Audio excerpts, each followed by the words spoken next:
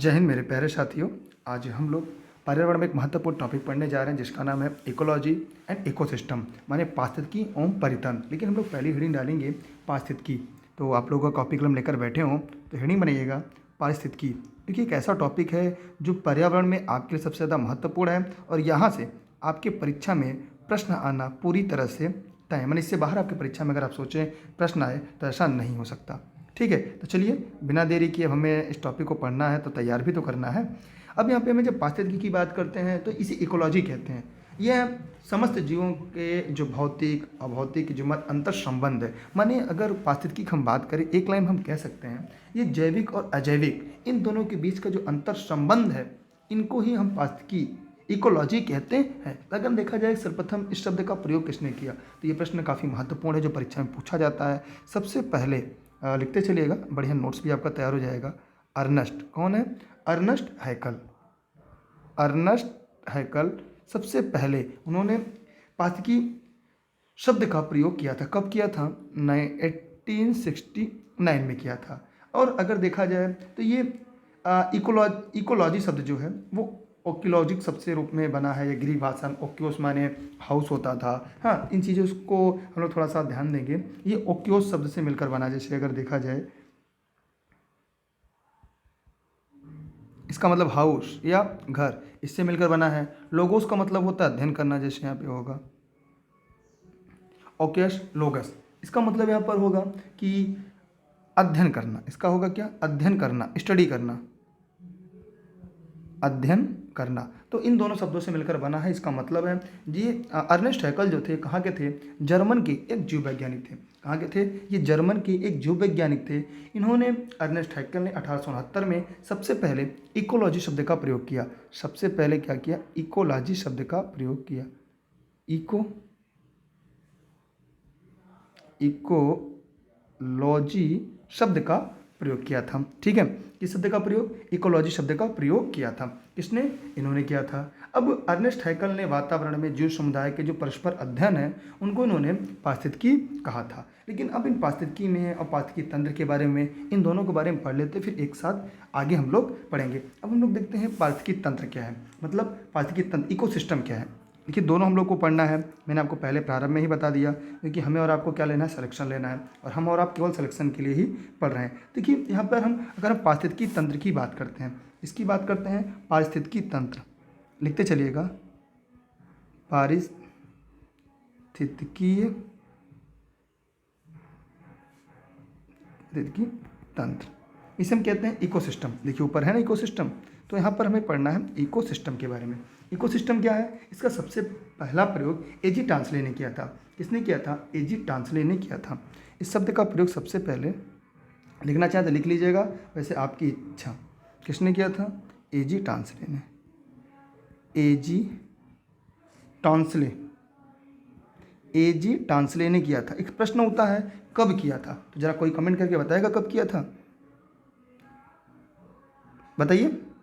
1935 में किया था।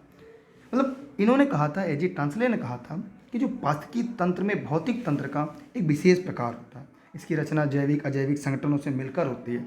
ये एक स्थिर समस्थिति में होती है। ये खुला तंत्र होता है। ये कई प्रकार का हो सकता है। अब इसके बारे में हम लोग देखेंगे क्या होता है। अब इन सभी की क्या विशेषताएं हैं, इनके बारे में क्या क्या है। जैसे ओडम ने पारिस्थितिकी को प्रकृति संरचना और कार्य के अध्ययन के रूप में परिभाषित किया था। ठीक है, अब हम देखेंगे कि पारिस्थितिकी अध्ययन को हम लोग प्रायः दो भागों में बांटते हैं। फिर जनसंख्या पारिस्थितिकी होता है, सामुदायिक पारिस्थितिकी होता है, बायो पारिस्थितिकी होता है। इन सभी के बारे में एक एक लाइन हम लोग पढ़ेंगे। जैसे एक टॉपिक यहाँ पे आता है कि पारिस्थितिकी तंत्र का जो पारिस्थितिक होता है, इकोसिस्टम का जो इकोलॉजी होता है, इकोसिस्टम का इकोलॉजी जो होता है उसमें प्रकृति के जैविक घटक और अजैविक घटकों के परस्पर जो तंत्र होते हैं उनका अध्ययन किया जाता है। एक होता है बायोम इकोलॉजी। इसमें प्रकृति में एक तथा एक से अधिक जो जटिल समुदाय के समूह होते हैं उनको विभिन्न अनुक्रम में व्यवस्थित करते हैं और लिखते चलते हैं। चलिए अब हम लोग पारिस्थितिकी तंत्र में हम लोग इकोसिस्टम को पढ़ते हैं और इकोसिस्टम के बारे में जानते हैं ये क्या क्या होते हैं, ये कैसे प्रभावित करते हैं, किस प्रकार से इनका क्या योग होता है। एक होता है स्वयं पारिस्थितिकी और अन्य लोगों की तरफ ध्यान देते हुए आगे बढ़ेंगे। चलिए अब हम देखेंगे, हेडिंग आप आगे बनाएंगे और आगे लिखेंगे भी। क्या लिखते हैं? पारिस्थितिकी तंत्र की विशेषता क्या है? ठीक है, इसमें जो पास्की तंत्र की विशेषता क्या क्या है, देखिए पास्की तंत्र की विशेषता की विशेषता विशेषता अगर यहाँ पे पास्की तंत्र की विशेषता पूछ दे तो हमें जानते हैं क्या करना होगा।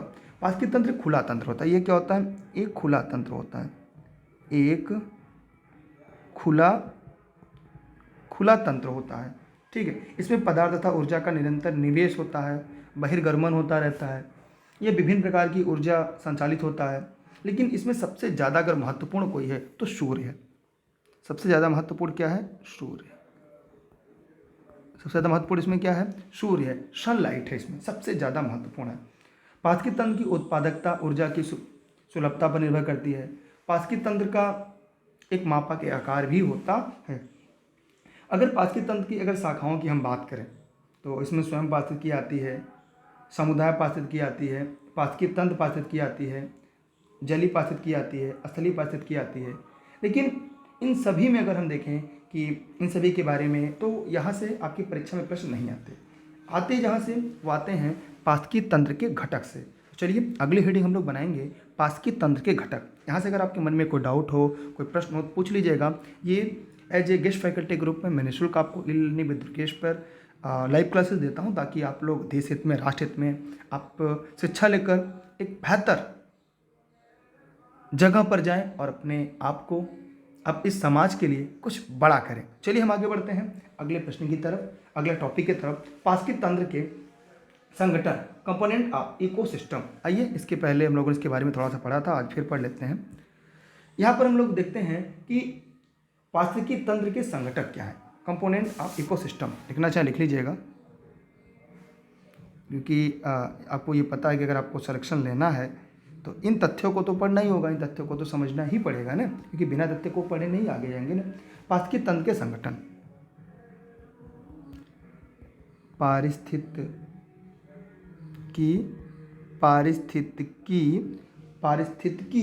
तंत्र, हम लोग क्या पढ़ेंगे यहाँ पे, पारिस्थितिकी तंत्र के संघटक।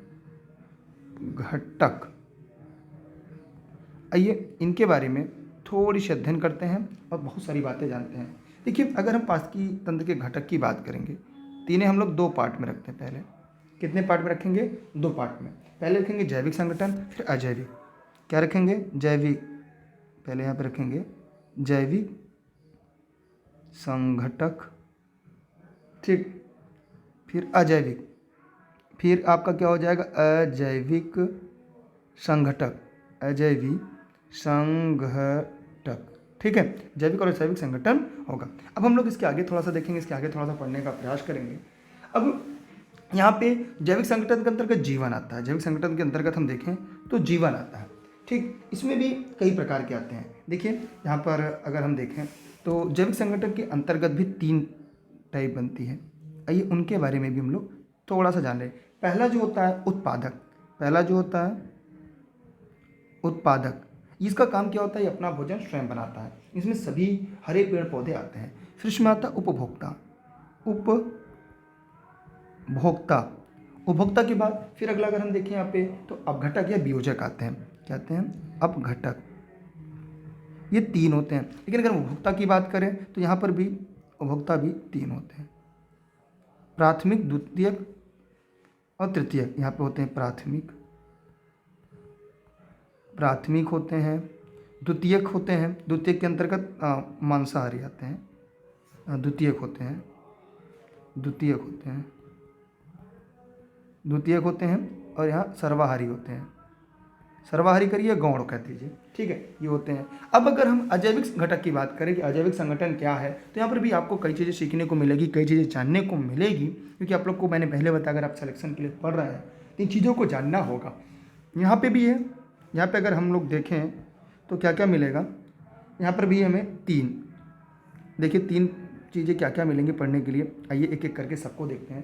पहला मिलेगा कार्बनिक, क्या मिलेगा, कार्बनिक, क्या मिला, कार्बनिक, ठीक। अजैविक में कार्बनिक आता है, फिर उसके बाद अकार्बनिक, उसके बाद क्या आता है, अकार्बनिक, ध्यान दीजिएगा, अकार्बनिक, कार्बनिक, अकार्बनिक, फिर भौतिक, फिर क्या आएगा आपका भौतिक आएगा।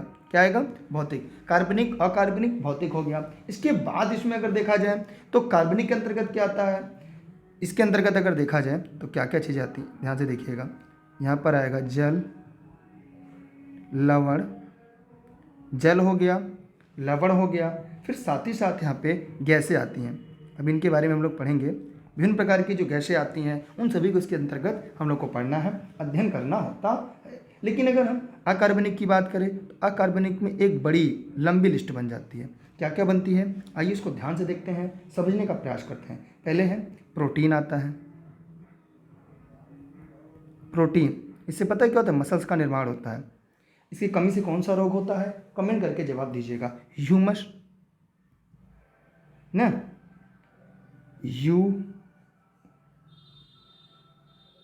ह्यूमस होगा आपका ना, ह्यूमस। फिर अगर यहाँ पे देखिए ह्यूमस के बाद तो कार्बोहाइड्रेट आता है। कार्बोहाइड्रेट,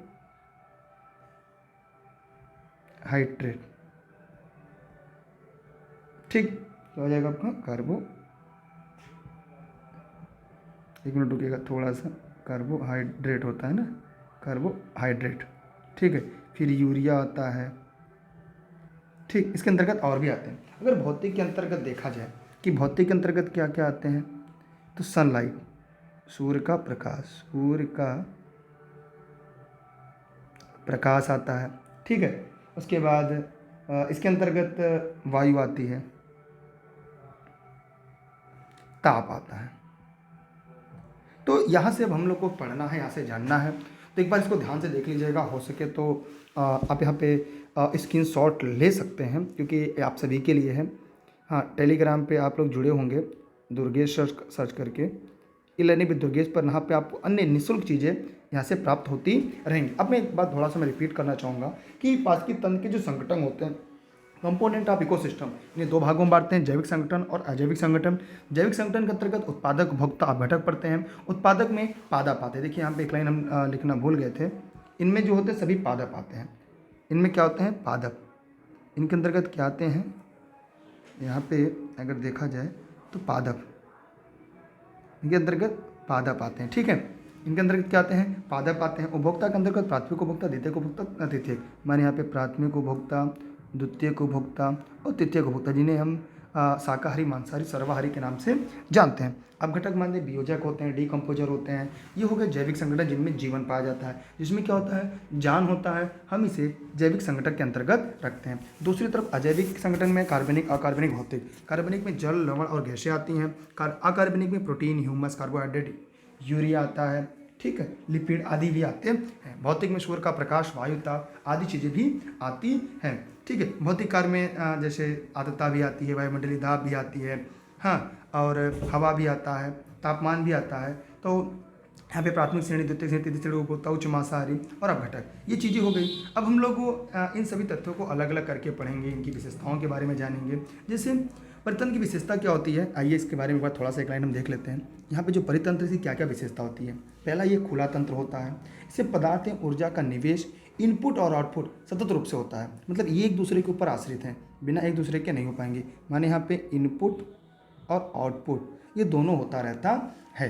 परितंत्र स्वयं प्राकृतिक संसाधन तंत्र हैं। इनकी निजी उत्पादकता होती है, ये स्वयं अपना चलते रहते हैं और ये जैविक अनुक्रमण में होता है, ठीक है, बायोलॉजिकल सक्सेस में होता है, ठीक है। परितंत्र की जो उत्पादकता होती है वो ऊर्जा की जो उपलब्धता होती है उस पर निर्भर करती है, ठीक। पारिस्थितिक तंत्र में जो प्रमुख ऊर्जा का संचालन होता है सूर्य होता है, मैंने पहले बताया। इन सभी में ऊर्जा का जो प्रमुख स्रोत है वो एकमात्र एक ही व्यक्ति है, जिसको हम लोग क्या कहते हैं? सन कहते हैं। ये क्या हो गया? ये सन। ये ऊर्जा का सबसे प्रमुख स्रोत अगर कोई है तो यहाँ पर सन है। अब अगर अजैविक हम बात करें, एबायोटिक कंपोनेंट के बारे में बात करें, अजैविक घटक के बारे में बात करें, तो यहाँ पे हमने कार्बनिक, अकार्बनिक, भौतिक कार्बनों को पढ़ लिया, ठीक है। अब इसके बारे में भी एक एक करके हम लोग अध्ययन करेंगे, एक एक करके हम लोग यहाँ पर पढ़ेंगे और उनके बारे में जानने का प्रयास करेंगे, क्योंकि यहाँ से आपके परीक्षा में सीधे सीधे प्रश्न आते हैं। देखिए, अब हम लोग पढ़ेंगे कि जैविक घटक, संगठक को जैविक घटक के नाम से भी जानते हैं, ठीक है। जैविक घटक क्या है? यह घटक जीवित जंतुओं का है। ये पाचकीय तंत्र का आकार प्रदान करते हैं। क्या करते हैं? ये पाचकीय तंत्र का आकार प्रदान करते हैं। इनमें जीवन होता है, ये जीव इसमें होता है। ठीक है, सभी जीवधारियों को जीवित रहने के लिए, प्रजनन करने के लिए, उनकी वृद्धि करने के लिए क्या किसकी ज़रूरत पड़ती है? भोजन की ज़रूरत पड़ती है। किसके लिए? भोजन की। और भोजन में कहाँ से मिलता है? इन जैविक घटक में क्या होते हैं? उत्पादक। इन्हीं उत्पादकों से ही हमें क्या मिलता है? जीवन मिलता है, क्योंकि ये अपना भोजन स्वयं बनाते हैं और इन्हें भी हम खाते हैं। पृथ्वी पर ऊर्जा का जो मुख्य स्रोत है वो कौन है? सूर्य है। मैंने ऊपर बताया कि पूरे पृथ्वी पर ऊर्जा अगर कोई स्रोत है तो यह आपका क्या है? सूर्य है, यह आपका सन है। इससे क्या होता है? जो हरे पेड़ पौधे हैं वो प्रकाश संश्लेषण की क्रिया द्वारा रासायनिक ऊर्जा में परिवर्तन करते हैं। ठीक है, और यहाँ पर दो बातें और हैं, जैसे जो जीवधारी हैं अपना भोजन स्वयं बनाते हैं। जैसे यहाँ पे अगर हम आप देखें कुछ चीज़ें जो आपकी परीक्षा के लिए महत्वपूर्ण हो, एक होता है स्वपोषी, परपोषी। स्वपोषी क्या होता है? आइए यहाँ पे मैं एक लाइन थोड़ा सा देख लूँ। यहाँ पर होता है स्वपोषी।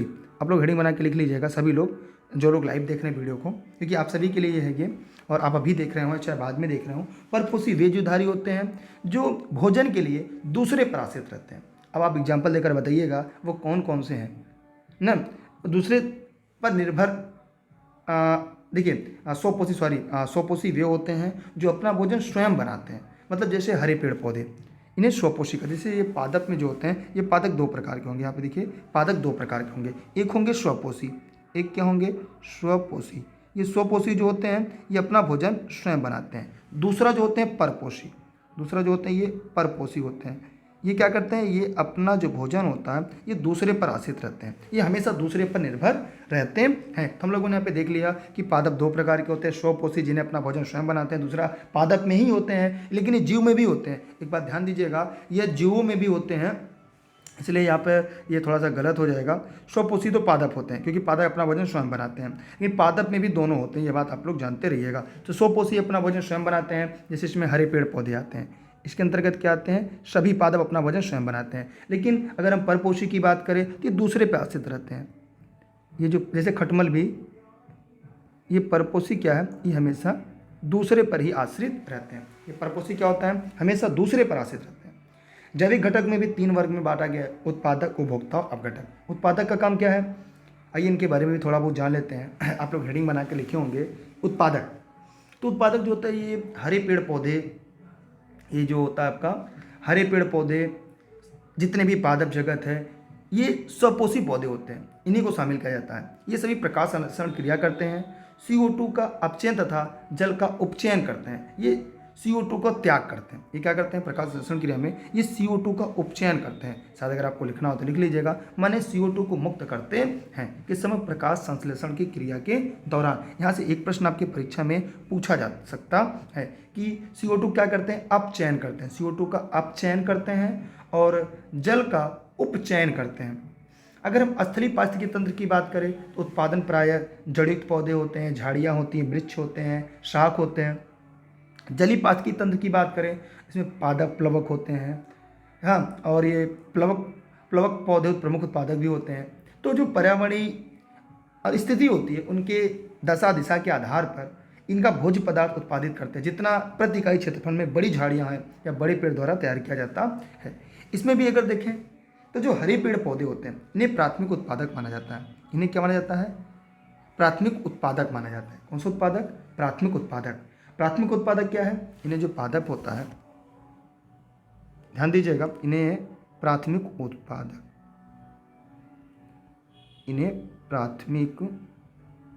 उत्पादक माना जाता है। क्यों हरे पेड़ पौधों को प्राथमिक उत्पादक मानते हैं? क्योंकि ये विविध प्रकार के जो शैवाल होते हैं, वृक्ष, झाड़ियाँ, शाख, ये सभी छोटे जोड़े जाते हैं। ये उपस्थिति फसल जो पौधे होते हैं ये अपना भोजन स्वयं बनाते हैं। इसलिए पूरी पृथ्वी पर अगर कोई भोजन अपना स्वयं बनाता है तो ये है, क्या होते हैं? उत्पादक होते हैं। ठीक है, समझ में आया? जैसे इतना कॉन्सेप्ट आपका क्लियर हुआ? हाँ, जितने भी आते हैं। उसके बाद अगर हम देखें तो उपभोक्ता, उसके बाद हमें लोग क्या पढ़ना होता है? यहाँ पे अगली टॉपिक है हमारी जो उपभोक्ता। आप लोग हेडिंग बनाते रहिएगा, लिखते रहिएगा, लेक्चर आपका भी तैयार हो जाएगा, नोट्स भी तैयार हो जाएगा और आपकी एक बेहतर कॉन्सेप्ट भी क्लियर हो जाएगा। अगर हम उपभोक्ता की बात करते हैं तो जो उपभोक्ता भी 3 प्रकार के होते हैं, जिसमें मानव सहित वे जीवधारी आते हैं जो अपना भोजन प्राथमिक उत्पादक या हरे पेड़ पौधों पर आश्रित होते हैं या हरे पेड़ पौधों को खाकर अपना भोजन बनाते हैं। उन सभी को हम क्या कहते हैं, उपभोक्ता कहते हैं। तो उपभोक्ता भी 3 प्रकार के होते हैं। प्राथमिक उपभोक्ता, इन्हें हम शाकाहारी कहते हैं। ये जो प्राथमिक उपभोक्ता है इन्हें हम शाकाहारी के नाम से जानते हैं। ये सभी सीधे शाक सब्जी को खाते हैं, वृक्षों पर आश्रित रहते हैं, ये उन्हीं को खाते पीते हैं रहते हैं, जैसे गाय हो गया, बकरी हो गया, ठीक, बैल हो गया, भैंस हो गई, ये सभी क्या होते हैं, ये सभी प्राथमिक उपभोक्ता के अंतर्गत आते हैं। गधा हो गया, गधई हो गई, तो जो गधा और गधई होते हैं ये भी किसके अंतर्गत आते हैं, ये प्राथमिक, क्योंकि घास खाते हैं। ठीक, इसी में भी शाकाहारी जीवधारियों को जो खाते हैं उन्हें जीवधारी या मांसाहारी या द्वितीयक उपभोक्ता कहते हैं। द्वितीयक उपभोक्ता वो होते हैं जो सीधे शाकाहारी को खाते हैं। किसको खाते हैं, जो शाकाहारी को खाते हैं। वो द्वितीयक उपभोक्ता जो प्राथमिक उपभोक्ता या अन्य प्राणियों पर निर्भर होते हैं, जैसे भेड़िया हो गया, सांप हो गया, शेर हो गया, ये सभी क्या होता है, इन्हें मांसाहारी भी कहते हैं। अब तृतीयक उपभोक्ता के बारे में बात करें तो तृतीयक उपभोक्ता जो होता है, देखिए द्वितीयक उपभोक्ता के बारे में एक बात ध्यान दीजिएगा कि द्वितीयक श्रेणी के उपभोक्ता मांसाहारी होते हैं। हिरन, जैसे भेड़िया खाता है, हिरन हुआ, बिल्ली, मछली द्वारा मछली खाया जाता है, याद रखिएगा मछलियों द्वारा मछली खाया जाता है, इसलिए मेढक मांसाहारी है। मेढक मांसाहारी है, मेढक मांसाहारी, मछली, बिल्ली, भेड़िया द्वितीयक श्रेणी का उपभोक्ता होता है। जैसे मछली मछली को खाती है, वो मांसाहारी के अंतर्गत आ जाती हैं। ठीक है, मछलियाँ मछली को खाती हैं, मेढक जो है ये भी मांसाहारी के अंतर्गत आता है। ठीक है, तृतीयक उपभोक्ता की बात करते हैं। तृतीयक उपभोक्ता जो होता है इन्हें हम सर्वाहारी कहते हैं। क्या कहते हैं, इन्हें सर्वाहारी कहते हैं। इनमें वे उपभोक्ता आते हैं जो प्राथमिक द्वितीयक को अपना आहार बनाते हैं। जैसे यहाँ पर अगर हम ध्यान से देखें तो बाज हो गई, शार्क हुआ, ठीक है, ये दोनों खाते हैं। कभी कभी तृतीयक उपभोक्ता में शेर को रखा जाता है, बाघ को रखा, लेकिन ये क्या है, ये केवल सर्वाहारी का हमें यहाँ पे अध्ययन करना है। ठीक है, बाज, बड़ी मछली, शार्क, तो शेर जो होता है वो मांसाहारी में आता है। यहाँ पे देखिए अगर तृतीय उपभोक्ता की बात करें उपभोग में, तो ये हमेशा शीर्ष पर होता है। तो कुछ जंतु शाकाहारी मांसाहारी दोनों हैं, सभी प्रकार के भोजन के रूप में खाते हैं, जैसे मनुष्य हो गया। कुछ जंतु का शिकार करने अपना भोजन प्राप्त करते हैं, ये हमें क्या कहलाते हैं, प्रीडर्स कहलाते हैं। माने कुछ जंतु दूसरे जंतुओं का शिकार करके अपना भोजन प्राप्त करते हैं, इन्हें क्या कहते हैं, इन्हें लिखना चाहे लिख लीजिएगा, प्रीडेटर्स कहते हैं। ये प्रश्न पूछा जाता है,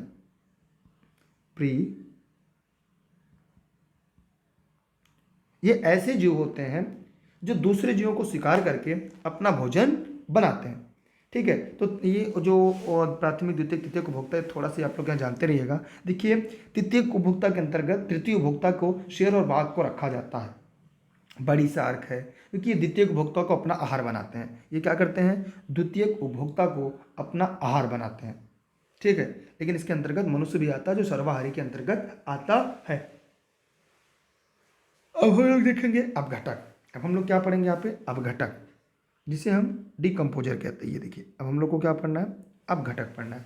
इसे हम लोग किस नाम से जानते हैं, डिकम्पोजर के नाम से जानते हैं। अब देखिए अपघटक क्या होता है, जैसे कोई भी जीव, सूक्ष्म जीव होते हैं ये, और जो मरे पेड़ होते हैं, पौधे होते हैं, वनस्पति होती है, जंतु होते हैं, सड़ा गला, ये वियोजित करने का काम करते हैं। इसके द्वारा अपना भोजन बनाते हैं, मतलब वो अपना भोजन ये मृत जीवों से प्राप्त करते हैं। अपघटक या मृत जीवी या अन्य परपोषी जीव हैं, इनमें प्रमुख रूप से जीवाणु होते हैं, कवक को शामिल किया जाता है। ठीक है, तो जो अपघटनकर्ता के अंतर्गत मृत जीवी, कवक और जीवाणु आते हैं। इसके अंतर्गत देखा जाए तो क्या क्या आते हैं, मुख्य रूप से कवक और जीवाणु, ये प्रमुख रूप से आते हैं। कवक और जीवाणु ये प्रमुख रूप से आते हैं। ठीक, क्या होता है, कवक और जीवाणु यहाँ पे प्रमुख रूप से आते हैं। ये बात हमें और आपको भी जानना चाहिए। अगर अपघटनकर्ता मृत पौधों जंतुओं का अपघटन करके पृथ्वी को साफ करते हैं, इसलिए इन्हें प्रकृति का मेहतर कहते हैं। इसलिए इन्हें क्या कहते हैं, इन्हें प्रकृति का मेहतर कहते हैं। इन्हें मेहतर कहते हैं। किसका मेहतर कहते हैं, इन्हें प्रकृति का मेहतर कहा जाता है। ठीक, जरा कमेंट करके बताइएगा कि इन्हीं प्रकृति के मेहतरों का नाम बताइए, जिन्हें आप पढ़े हों, जिन्हें आप जानते हों, जहाँ से परीक्षा में प्रश्न आते हों, वो आप जरूर बताइएगा। क्योंकि आप लोग सिलेक्शन के लिए ही पढ़ रहे हैं, तो और समझ में आ रहा होगा, पूरी कॉन्सेप्ट भी क्लियर हो रही होगी। तो यहाँ पर हम लोगों ने देखा कि अजैविक संगठन में पाचकीय तंत्र के, अब हम लोग पढ़ेंगे अजैविक संगठक। थोड़ा थोड़ा आगे बढ़ना चाहिए ना। हाँ, हम लोग पढ़ेंगे अजैविक संगठक। अजैविक मतलब पाचकीय तंत्र के बहुत ही महत्वपूर्ण होते हैं, बिना इनके जीवन पृथ्वी पर संभव नहीं होगा। लेकिन इसके बारे में ध्यान दीजिएगा कि अजैविक जो संगठक होते हैं इसमें भी कार्बनिक है, अकार्बनिक है, भौतिक है। ठीक है, तो यहाँ पे अगर हम अजैविक घटकों में देखते हैं तो सबसे ज़्यादा आता है, एक लाइन में अगर हम लोग पढ़ें तो हम लोगों ने पढ़ा था मृदा है, जल है, वायु है, सूर्य का प्रकाश आता है। ठीक है, जिसे हम अलग अलग रूपों में अध्ययन करेंगे। लेकिन जो है मृदा, जल, वायु, सूर्य का प्रकाश, इन सभी अजैविक घटकों को हम अजैविक तंत्र के अंतर्गत बहुसंख्यक कार्बनिक, अकार्बनिक, भौतिक रूप में अध्ययन करेंगे। जैसे अगर हम अजैविक तंत्र के अंतर्गत बहुसंख्यक अकार्बनिक पदार्थ, ऑक्सीजन, नाइट्रोजन आदि का अध्ययन करते हैं। इसमें रासायनिक और भौतिक प्रक्रियाएं, ज्वालामुखी, दाब, दावानल, जलवायु आदि के वो सम्मिलित करते हैं। अजैविक संगठन को कार्बनिक, अकार्बनिक, भौतिक तीनों घटकों में विभाजित करते हैं। सबसे पहले हम लोग पढ़ेंगे कार्बनिक घटक, या इसे हम कार्बनिक संगठक के रूप में पढ़ेंगे। जो कार्बनिक घटक है इसके अंतर्गत मृत जो होते हैं पौधे एवं जंतुओं के कार्बनिक पदार्थ और यौगिक, जैसे अगर यहाँ पे हम बात करें कार्बनिक पदार्थ में, तो जो हमारे सामने निकल कर आता है कि भैया ये ऐसे पदार्थ होते हैं जिनको सीधा काट छांट कर अलग किया जाए। इनके अंतर्गत क्या होते हैं? जी हाँ, क्या होते हैं कार्बनिक, बताइए। इनके अंतर्गत मृत पौधे जंतुओं को कार्बनिक यौगिक जैसे प्रोटीन, कार्बोहाइड्रेट ना, वसा आदि अपघटन से उत्पादित जैसे यूरिया व ह्यूमस शामिल है। ठीक है, और आइए यहाँ पे ध्यान से देखेंगे और जानेंगे। तो यहाँ पे अकार्बनिक हो गया, जल है, जल बिना जल के कुछ होना ही नहीं है। अजीवी पदार्थों को जितनी मात्रा उपस्थित रहती है उसे खड़ी अवस्था कहते हैं। माने अजीवी पदार्थों की जितनी मात्रा उपस्थित रहती है उसे खड़ी अवस्था कहते हैं। ठीक है, कार्बनिक संगठन जैविक और अजैविक संगठनों के संबंध स्थापित करते हैं। जो कार्बनिक संगठन है ये जैविक और अजैविक संगठनों से संबंध स्थापित करने का काम करते हैं। अगर कार्बनिक संगठन देखा जाए तो इसके अंदर देखिए हमने यूरिया और ह्यूमस को इधर लिख दिया है। तो प्रायः देखिए कार्बनिक संगठन के अंतर्गत protein, humus, carbohydrate, urea in सभी का भी अध्ययन करते हैं। लेकिन अकार्बनिक संगठन की बात करें तो अगर अकार्बनिक संगठन की बात करें, देखिए यहाँ पे थोड़ा सा हमें लग रहा है गलती हो गई है। अगर हम अकार्बनिक संगठन की बात करें कि भैया अकार्बनिक संगठन क्या है, तो यहाँ पे फास्फोरस आता है, कैल्शियम आता है, मैग्नीशियम आता है, सोडियम, पोटेशियम, माने जीवों की जैविक क्रिया व संरचनाओं को यह महत्वपूर्ण भूमिका निभाते हैं। ठीक है, हाँ, इसमें potassium, magnesium, calcium, phosphorus, phosphate, nitrogen आदि आते हैं। इनमें भी विभिन्न गैस आती है, oxygen, nitrogen, carbon dioxide, hydrogen, ammonia आदि भी आते हैं, इनके अंतर्गत आते हैं। तो इनमें देखा जाए अकार्बनिक में इसके यही सब आते हैं, प्रोटीन, ह्यूमस, कार्बोहाइड्रेट, यूरिया। अब अगर हम यहाँ पे देखिए कि भौतिक संगठन के क्या होते हैं, अकार्बनिक हम लोगों ने देख लिया। अब भौतिक संगठन के बारे में पढ़ लेते हैं। अगर भौतिक संगठन की हम बात करते हैं तो इसमें विविध प्रकार के जलवायु कारक, तापमान, वर्षा, सूर्य का प्रकाश, इन सभी का अध्ययन किया जाता है। ठीक है, इसमें सभी जानते हैं पृथ्वी की जलवायु संपूर्ण क्षेत्र में एक जैसी नहीं है, कहीं ठंडी, कहीं बरसात, कभी मौसम, तापमान अलग है। इसका कारण है सूर्य का जो प्रकाश की जो उपलब्धता है वो अलग अलग होने की वजह से, ज़्यादा अंतर होने की वजह से प्रायश में अंतर देखने को मिलता है। तो हमने देखा कि हरे पेड़ पौधे जो पर्णहरित होता है वो सूर्य के प्रकाश से ही प्राप्त करते हैं। हरे पेड़ पौधे ऊर्जा को कार्बनिक ऊर्जा में बदल देते हैं, कार्बनिक अणुओं के रूप में संचित भी रखते हैं, और यह वही ऊर्जा है जो सभी जैविक समुदाय में धीरे धीरे प्रवाहित होती है, और इसी के द्वारा पृथ्वी पर जीवन भी संभव है। तो मुझे लग रहा है कि यहाँ तक आप लोग का जो कॉन्सेप्ट था वो पूरी तरह से क्लियर है। अगर आपके मन में भी कोई डाउट हो तो बताइएगा। प्रकृति का महत्व किसे कहते हैं? अपघटक को कहते हैं, कवक को कहते हैं। खाद्य श्रृंखला में ऊर्जा का प्रवाह कैसा होता है? एक दिशी होता है। आगे भी हम लोग पढ़ेंगे। खाद्य श्रृंखला जो होती है उसमें ऊर्जा का जो प्रवाह होता है वो एक दिशी होता है। वे जंतु जो शाकाहारी मांसाहारी दोनों खाते हैं उन्हें हम क्या कहते हैं? उन्हें सर्वाहारी कहते हैं। प्रीडेटर्स क्या होते हैं? तो प्रीडेटर्स जो होते हैं, प्रीडेटर्स किसे कहते हैं? वे जंतु जो दूसरे जंतुओं को शिकार करके अपना भोजन प्राप्त करते हैं। ठीक है, चलिए इस तरह आप लोगों ने पढ़ लिया। अब हम लोग पढ़ेंगे इसके आगे, इसलिए इसका स्क्रीनशॉट क्लिक कर लें। यहाँ तक अगर आपके मन में कोई डाउट हो, कोई प्रश्न हो, कोई समस्या हो तो ज़रूर कमेंट करके पूछिएगा, क्योंकि मेरा उद्देश्य आपका सिलेक्शन है। मेरा उद्देश्य आपको हर हाल में आपकी उम्मीदों, आपके लक्ष्य तक पहुँचाना है। ठीक है, समझ में आ रहा है ना आप लोग को? हम आगे बढ़ रहे हैं, इरेज करने जा रहे हैं। स्क्रीनशॉट क्लिक कर लीजिएगा। और एक नोट्स भी बेहतर आपकी तैयार हो जाएगी। थोड़ा सा डीप में पढ़ा रहे हैं, लेकिन अभी धीरे धीरे आगे चलकर हम लोग इस चीज़ को और कम कर लेंगे और छोटा भी करने का पूरा पूरा प्रयास करेंगे। चलिए स्क्रीनशॉट कर लीजिए, क्योंकि बहुत अच्छे से हमने इसको बताया है, पढ़ाया है, समझाया है। अब हम लोग एक एक टॉपिक लिखेंगे जो परीक्षाएं पूछे जाते हैं, जिसमें से सबसे प्रमुख टॉपिक होती है इकोसॉफी। क्या आती है? इकोसॉफी। आइए ध्यान से देखते हैं इकोसॉफी। इकोसॉफी, ठीक, एक मिनट रुकिएगा। इकोसॉफी। आइए इकोसॉफी के बारे में हम लोग थोड़े से जानते हैं। क्या आपने कभी इकोसॉफी को पढ़ा था? क्या आपको इकोसॉफी के बारे में पता है? अगर पता है तो जल्दी से कमेंट करके बताइए। देखिए इकोसॉफी शब्द का प्रयोग सबसे पहले अर्निस्ट नेश ने किया था। शब्द का प्रयोग पहले किसने किया था? अर्निस्ट नेश ने सबसे पहले अगर शब्द की बात की जाए, शब्द का प्रयोग सबसे पहले किसने किया था? अर्निस्ट नेश ने किया था। जो भूमंडलीय जो प्रकृति पारिस्थितिकी है या पर्यावरणीय तंत्र में जो सौहार्द या पारिस्थितिकी संतुलन का विचारधारा है, जो प्रकृति की संतुलन की जो विचारधारा है, उसे हम इकोसॉफी के नाम से जानते हैं। एक होता है डीप इकोलॉजी, जो आपके परीक्षा में पूछा जाता है, डीप इकोलॉजी। आइए हम लोग पढ़ लेते हैं डीप इकोलॉजी क्या है। डीप इकोलॉजी, इसे हम गहन पारिस्थितिकी कहते हैं। क्या कहते हैं? गहन पारिस्थितिकी। इसे हम क्या कहते हैं? गहन पारिस्थितिकी कहते हैं। इस शब्द का प्रयोग सबसे पहले अर्निस्ट नेश ने किया था। किसने किया था? अर्निस्ट नेश ने ही किया था। अर्निस्ट नेश ने शब्द का प्रयोग किया था। इस शब्द का भी प्रयोग किसने किया था? यहाँ पे पहले कब किया था? 1972 में किया था। किसमें कहा किया था? 1972 में। इसकी डीप इकोलॉजी शब्द का प्रयोग किया था।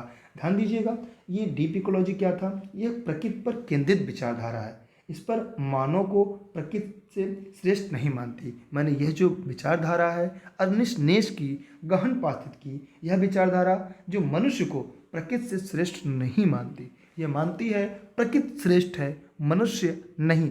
वो कहा है डीप इकोलॉजी, गहन पारिस्थितिकी शब्द का भी प्रयोग किसने किया था? अर्निस्ट नेश ने किया था।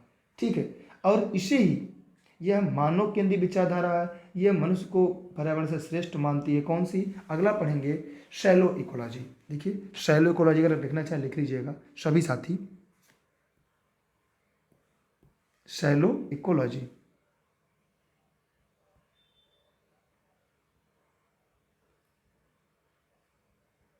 शैलो इको,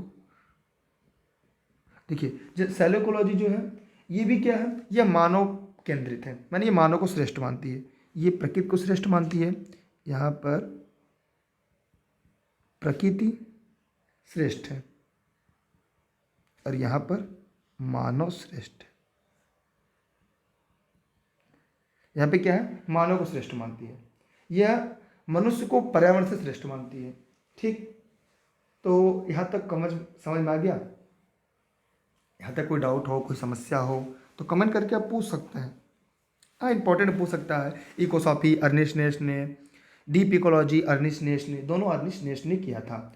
और डीप इकोलॉजी में प्रकृति श्रेष्ठ है, शैलो इकोलॉजी में मानव श्रेष्ठ है। ठीक है, पर्यावरण से मनुष्य को श्रेष्ठ मानती है। चलिए इकोलॉजी नीचे पढ़ते हैं हम लोग अब। ठीक है, इसकी स्क्रीनशॉट कर लीजिएगा। एक नई टॉपिक पढ़ते हैं सभी लोग। स्क्रीनशॉट क्लिक कर लिया? ठीक है, चलिए अब यहाँ से हम लोग पढ़ेंगे इकोलॉजिकल नीचे। इको, एक मिनट, मेरी राइटिंग थोड़ी सी गड़बड़ है। इकोलॉजिकल, ठीक, नीचे।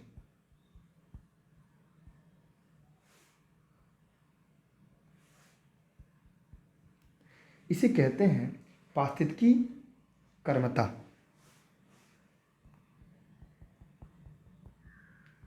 पारिस्थितिकी की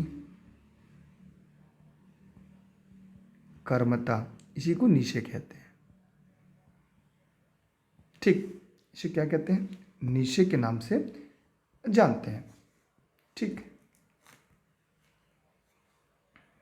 इसे पारिस्थितिकी की नीचे कहा जाता है। ये क्या है, कोई कमेंट करके बताएगा? मतलब ये उस स्थान, किसी भी स्थान में जहाँ पे विशिष्ट प्रजाति के अस्तित्व के लिए आवश्यक परिणावली जो दशाएं हैं वो मिल रही हों, उसे क्या कहते हैं हम?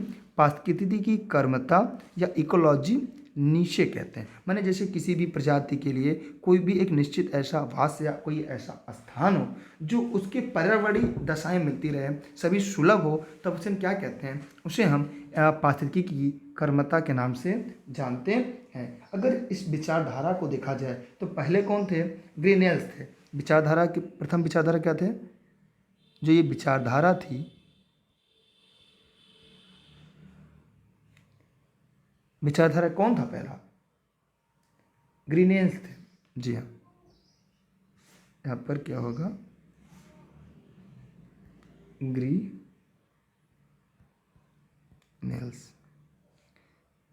जे ग्रीनेल्स। जे ग्रीनेल्स जो थे इस विचारधारा के प्रतिपादक थे। मतलब ये मानते थे कि किसी भी विशिष्ट प्रजाति के अस्तित्व को उसे बचाए रखने के लिए जहाँ पे पर्यावरणीय सभी दशाएं मिलती हैं, उसे हम क्या कहते हैं? पारिस्थितिकी कर्मता कहते हैं। ठीक है, और किसी एक जो निकेत होता है, वहाँ पर रहने वाले जो जीव समुदाय होते हैं, उनमें जातियाँ एक साथ रह ही नहीं सकती। ग्रीनेल्स ने विभिन्न प्रकार की जातियाँ, उपजातियों के स्थानीय वितरण की व्यवस्था को भी पारिस्थितिकी निकेत के माध्यम से वर्णित करने का प्रयास किया था।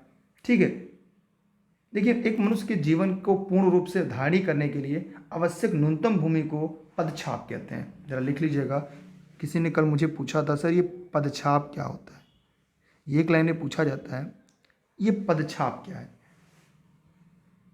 लिख लीजिएगा लोग, पदछाप क्या होता है। देखिए, किसी भी मानव के या मनुष्य के जीवन को पूर्ण रूप से धारण करने के लिए आवश्यक न्यूनतम भूमि को पारिस्थितिकी पदछाप कहते हैं। क्या कहते हैं? पारिस्थितिकी का पदछाप कहते हैं। ठीक है, कोई दिक्कत, कोई समस्या बताइए कमेंट करके। कोई दिक्कत या कोई समस्या यहाँ से अगर हो तो, क्योंकि मेरा काम क्या है? आप लोग को हर हाल में हर तथ्य को समझाना, तब तक समझाना जब तक कि हम आपके सारे कॉन्सेप्ट को क्लियर नहीं। इसे पारिस्थितिकी का पदछाप कहते हैं। ठीक, अब यहाँ से आपके मन में कोई डाउट हो तो पूछ लीजिएगा, क्योंकि इसके बाद हम लोग आगे पढ़ेंगे इनके बारे में। पारिस्थितिकी तंत्र क्या है, स्थलीय परितंत्र में वन, घास, इन सभी को करके एक एक करके आगे पढ़ते रहेंगे। तो उम्मीद करते हैं यहाँ तक आपको समझ में आ चुका होगा। इसके आगे की जो सीरीज है, इसके आगे हम लोग आगे पढ़ेंगे। आहार, खाद्य श्रृंखला क्या है, खाद्य जाल क्या है, पारिस्थितिकी तंत्र के प्रकार क्या हैं। ठीक है, फिर जो पारिस्थितिकी तंत्र के जो पिरामिड है वो क्या होते हैं, इन सभी के बारे में एक एक करके हम लोग आगे पढ़ते रहेंगे। यहाँ तक अगर आपके मन में कोई डाउट हो, कोई प्रश्न हो तो ज़रूर पूछिएगा। और ये आप सभी के लिए, जितने लोग ऑनलाइन जुड़े थे उन सभी के लिए क्लासेस थी, और मैं उम्मीद करता हूँ ये क्लास आपके लिए काफ़ी बेहतर रही होगी। तो एक एक करके हम लोग आगे पढ़ते रहेंगे और इनके बारे में भी जानकारी लेते रहेंगे। कोई आपके मन में प्रश्न हो तो ज़रूर पूछ सकते हैं। धान का खेत जो है वो कृत्रिम पारिस्थितिकी तंत्र का उदाहरण होता है, आप लोग को पता ही होगा। सबसे अस्थायी परितंत्र किसका होता है, ये कमेंट करके जरूर बताइएगा। सबसे अस्थायी पारिस्थितिकी तंत्र किसका होता है, ये आप लोग जो लोग वीडियो को लाइव देख रहे हैं वे सभी साथी कमेंट करके बताइएगा। या सबसे ज़्यादा क्षेत्र में, पूरे पृथ्वी पर सबसे बड़े क्षेत्र पर कौन सा पारिस्थितिकी तंत्र फैला हुआ है। ठीक है, पारिस्थितिकी नीचे आला की संख्या